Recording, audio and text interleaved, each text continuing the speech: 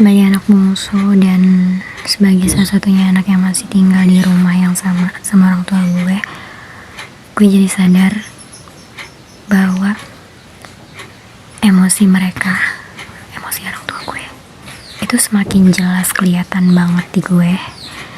Dan gue jadi sadar juga bahwa sebenarnya spektrum emosi yang kita milikin sekarang ini sebagai anak, emosi kita itu tuh gabungan dari emosi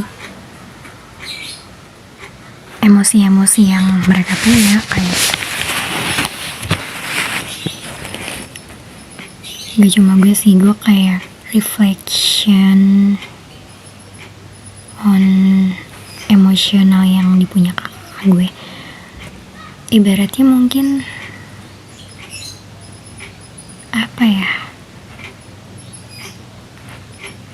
mungkin emosi yang hari ini orang tua gue punya, cara marah dia kayak gini, itu gak sama banget kayak yang kakak pertama gue punya gitu, atau kakak kedua gue punya, atau bahkan gue sendiri punya gitu. Bisa jadi emosi yang entah mereka pakai cara peluapan emosi, cara mereka mengeluarkan amarah di beberapa tahun ke belakang, atau bahkan di waktu mereka yang belum menikah dan kita tahu mereka tuh waktu belum menikah tuh punya emosi yang kayak gini, cara marahnya tuh kayak gini gitu. Dan ya itu tuh bisa ikutan works dan nurun ke anak-anaknya gitu.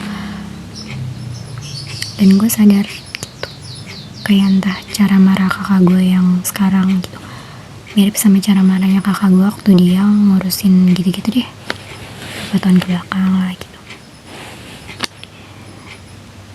Dan kayaknya bukan cuma di keluarga gue ya, tentunya bukan cuma di keluarga gue aja, kayaknya hampir semua orang tua dan anak gitu loh, mereka tuh mewariskan emosi-emosinya, entah emosi positifnya, entah emosi negatifnya, walaupun ya gak akan sesama persis itu banget. Bahkan di waktu yang sekarang, di tahun yang sama lo menerapkan, atau bisa jadi sih lo sebagai orang tua menerapkan cara peluapan emosi yang kayak gini, punya emosi yang kayak gini, spektrum emosi lo kayak gini, tapi anak lo juga mengikutinya di tahun ini juga, itu tuh bisa kayak gitu.